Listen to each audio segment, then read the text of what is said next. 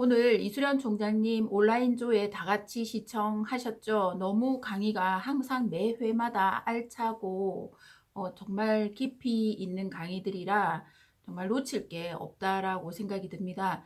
그 다음에 그 강의를 끝나고 라이브 톡을 항상 진행을 하는데 거기에 한 3명까지만 들어올 수 있는지 아니면 13명만 들어와서 그러는 건지는 모르겠지만 한 번씩 안 들어와진다, 뭐 네트워크 환경이 안 맞다, 이런 글들, 이런 파트너들이 이런 말들을 더러 하더라고요. 그래서 그 대안책으로 제가 라이브 톡에 대한 요점, 온라인 조회가 끝나고 라이브 톡을 항상 실시간으로 파트너들과 소통하면서 교감하면서 스피치도 듣고, 그 다음에 그 오늘 한 내용들을 정리해서 이렇게 한 10분짜리로 이렇게 올리는데요. 오늘도 이 내용들을 들으면서 같이 한 번 더 깊게 생각해 보는 시간들 가졌으면 좋겠습니다. 오늘 총장님께서 심리적 법칙을 알면 애터미는 쉬워진다 라고 얘기하시면서 애터미는 왕도는 없다. 하지만 뭐라고 얘기했나요? 정도는 있다라고 얘기했습니다. 그게 마케팅과 리더십이라 이렇게 얘기하시면서 왕도, 방법, 쉬운 길이 없다. 뭐든지 해보면 된다. 그런데 정도는 있다. 이 얘기는 방향을 정확하게 딱 설정을 하고 그 다음에 정도를 알게 되면 속도가 확 난다, 이 의미를 얘기한다고 봅니다. 마케팅과 리더십을 배우면서 정도, 어떻게 하면 훨씬 더 빠르게 갈 수 있는지. 애터미는 열심히 하면서 제대로 하면서 버티기만 하면 나보다 나은 사람들이 나와서 성공을 하는 그런 보상 플랜으로 되어 있습니다. 그런데 나보다 나은 사람들이 조금 더 빨리 나올 수 있고 내가 상한선에 빨리 은퇴할 수 있는 그 길이 무엇일까를 고민해보는 그런 방법, 그런 것을 고민해보는 시간들인데요. 총장님께서 말씀하신 거에서 비즈 슈머라고 얘기했습니다. 비즈 슈머는 소비자가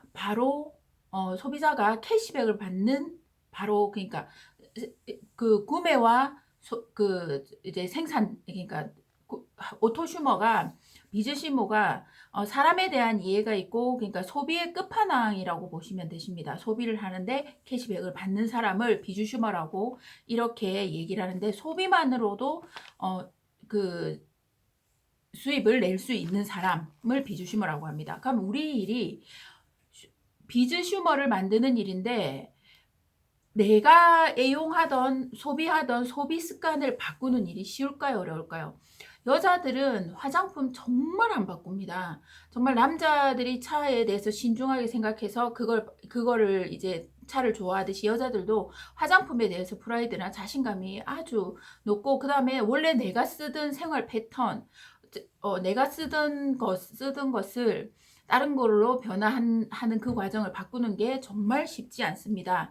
그래서 우리 일이 어떻게 보면 어렵다고 볼 수 있는데, 영업력이 있는 사람들은 잘 팔면, 왜 우리 애터미 일이 세일즈가 아니라고 얘기하냐? 세일즈는 한 명에게 한 품목씩을 파는, 그러니까 오로지 파는 거에 그 사람을 설득해서 파는 거에 목적을 두는 일이라면, 우리는 한 명이 100가지 제품을 모두 쓰게 만드는 일입니다. 그래서 그 사람과 인간관계가 되어 있어야 되고, 그 사람하고 공감이 되어야 되고, 그 사람의 마음을 사야 되는 일이라서, 어떻게 보면 세일즈가 어렵다면 어려울 수 있지만, 어떻게 보면 우리는 인간관계를 만드는 그런 일이다라고 볼 수 있습니다. 세일즈는, 자, 정리하시면, 세일즈는 일회성에서, 그 다음 그걸 재구매가 일어나는 일들도 해야 되지만, 일회성이고, 그러니까 한 명에게 제품을 한두 가지, 여러 가지를 팔면서 100명을 많이 만들면 많이 만들수록 좋은 일이고, 네트워크 마케팅은 복제 능력을 가지고 있으면서 100가지의 제품을 쓰는 한 명, 그 사람들을 만들어내서 가는 일이라고 보시면 되겠습니다. 물건을 한번 파는 일로 끝나는 일이 아니고, 나와 같이 너도 성공할 수 있는 사업이다라는 의미를 계속 전달하며, 나와 같은 그런 사람을 만들어내는 일이다라고 이렇게 보시면 되십니다. 예를 들어서 제가 애터미 사업을 할 때 저희 가까운 언니, 동생 이런 경우 언니도 애터미 제품을 많이 사주었지만 제가 한 번씩 집에 놀러 갈 때마다 이건 애터미인데 이건 애터미가 아니네, 이건 애터미인데 이건 아니네, 이런 것들이 더러 많았었습니다. 그러니까 나에게 동생이 하니까 사주는 차원으로 이렇게 됐는데, 언니가 애터미 사업을 하면서 집에 가서 보면 그냥 100%, 200%, 300% 애터미화 되어 있어요. 모든 게 애터미고 뭐 쓰는 거 안 쓰는 거 전부 다 애터미로. 그러니까 고로 나 같은 사람을 복제해냈습니다. 그 복제해내는 것을 반복해서 이 일을 하면 된다라는 겁니다. 그래서 스스로 동기부여를 하고 그 다음에 공감을 해서 그 사람이 너도 같이 나와 같이 애터미에서 부자가 될 수 있다라는 것을 알려주면서 같이 함께 복제해서 나가면 된다라는 겁니다. 총장님께서 또 뭐라고 얘기하셨냐면, 사람의 심리를 알면 애터미가 쉬워진다 해서, 첫 번째는 그 말의 진실보다 말에 반응한다. 그 다음에 두 번째, 상대방이 상대방 애터미에 대해서 선입견을 가지고 있다. 그 다음에 세 번째는 부정적으로 생각한다. 근데 62%가 가짜 거절이다. 그러니까 너무 그 거절을 마음 아프게 생각하지 마라. 그 다음에 무엇을 어떻게 누가 했느냐에 따라서 누가 이 말을 했나라는 것에 따라서 달라진다.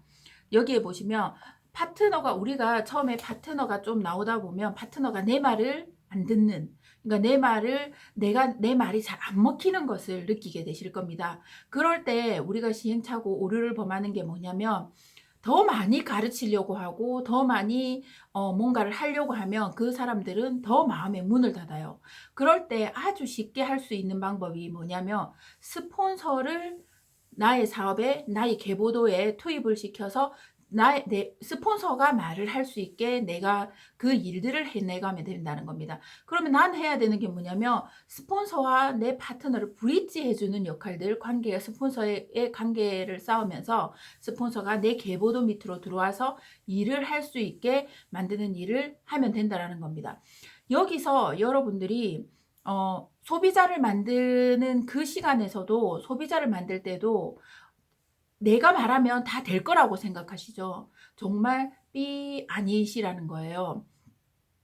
지금 저는 성공을 했고 성공을 향해서 가고 있고 성공을 어느 정도 한 상황에서 돈을 벌고 있기 때문에 너도 하면 된다라고 내 인맥들한테 나도 얘기하지만, 내 인맥들은 아직도 내가 그냥 미역 아줌마예요. 미역 아줌마가 무슨 다단계 어쩌다 보니 했겠지, 그래도 나는 못해. 제가 아무리 얘기해도 내 인맥들은 내가 깨워내기가 쉽지 않더라는 거예요. 지금 성공한 이때도 그렇는데 여러분들은 아직 수입이 안 되는 차원에서 내 인맥을 내가 이거 된다, 애텀 해보자, 된다 아무리 이렇게 얘기를 해도 내 지인들은 내 말을 다 인식을 하고 알아듣지 않더라. 그게 무엇에 대한 법칙이냐? 권위의 법칙, 그 다음에 호일러의 법칙, 이 법칙에 의해서 내 지인들이 그렇게 하더라는 거예요. 그러니까 여러분들도 지금 계속 내가 뭔가를 다 하고 있다, 내 계보도에 내가 다 하고 있다, 그러면 다시 한 번 더 점검해 보셔야 된다는 겁니다. 스폰서가 내 사업에 얼마나 투입이 되어서 이것도 스폰서와 같이, 이것도 스폰서와 같이는 왜 해야 되죠?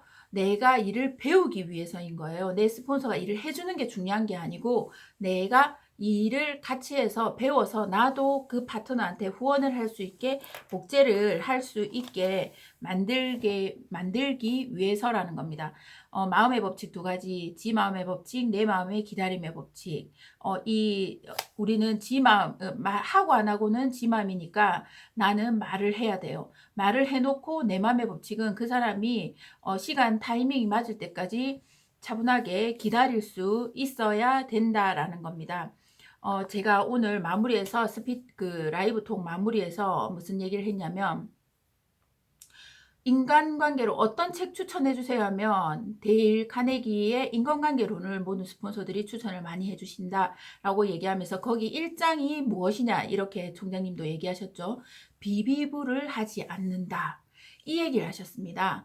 비비부를 하지 않는다. 저는 요즘에 어떤 게 이 비비브를 하지 않는다 해서 한 단계 더 업그레이드해서 무엇을 얘기하고 다니고 나도 지금 무엇을 하고 있는지에 대한 거를 노력하고 하기 위해서 무엇을 하냐면 비비브를 하지 않는 거는 너무너무 당연해요. 상담은 만약에 상담을 어려운 점이 있어서 상담을 해야 될 것 같으면 객관적으로 이 사람과 이 사람 나의 관계는 이런 게 있는데 어떻게 하면 앞으로 내가 괜찮아질까요? 이런 건 상담이에요, 여러분.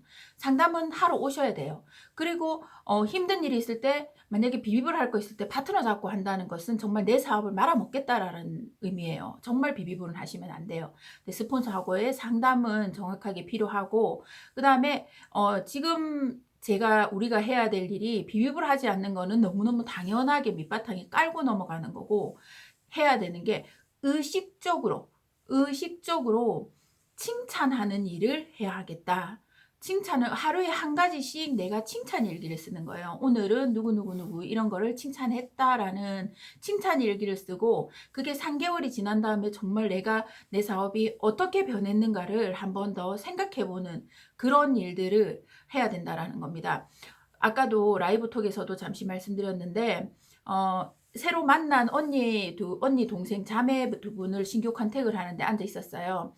그 언니분은 좀 이제 자존감이 조금 떨어져 있었고 동생분은 지금 엄청 자기 그 사회적으로 지위도 있고 잘 사는 분이 괜찮게 하시는 분인데 저는 몰라요. 제3자가 말씀해 주시니까 그렇게 알았어요. 그냥 동생이 이렇게 잘났고 언니는 자존감이 떨어져 있는 그런 상태였는데 동생이 언니한테 너무 칭찬하는 거. 언니가 옛날에 진여상을 나왔고 옛날에 진여상이면 정말 공부 잘했거든요. 그리고 은행을 다녔고 그다음에 공부도 되게 잘했고 그다음에 막 진짜 사람 괜찮은 사람이다라고 이러면서 언니를 칭찬을 하는데 동생이 언니도 잘나 보이지만 그러는 순간 제가 와 언니 너무 괜찮아 보입니다. 사장님이 옆에서 같이 있으니까 정말 상승 효과를 해주시는 분이네요. 이렇게 얘기를 했는데 언니도 잘났다고 생각이 들지만 그 말을 칭찬을 해준 동생이 너무 더 멋져 보이는 거예요.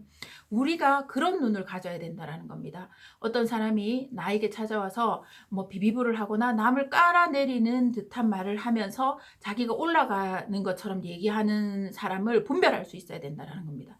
근데 그 상대가 나에게 와서 이 상대를 칭찬하는 사람, 어떤 누구를 칭찬하는 사람들을 분별력 있게 판단하고 그 사람들을 정말 남을 섬기면 뭐 아까 성경에 뭐 어떻다라고 얘기했는데 남을 섬기면 내가 높아진다라는 마음을 가지면서 내가 더 겸손하게 남을 섬기고 그 사람이 정말 잘할 수 있는 거를 잘하고 있는 것을 의식적으로 칭찬해서 그게 나의 무의식이 되는 그렇게 되는 사람들이 될 수 있도록 여러분이 칭찬일기, 감사일기를 써보시면 3개월, 5개월 뒤에 정말 그게 의식하지 않아도 무의식적으로 내가 그게 나와서 나에게 착 달라붙어서 우리가 성공을 한 발 더 한 발 더 쉽게 나가게 하는 정도가 아닐까라는 생각을 하면서 오늘 라이브 톡을 모두 마치겠습니다. 여러분들도 오늘 화이팅 하시고 내일 주말은 쉬시고 월요일 날 우리가 활기찬 얼굴로 뵙겠습니다. 이상입니다. 감사합니다.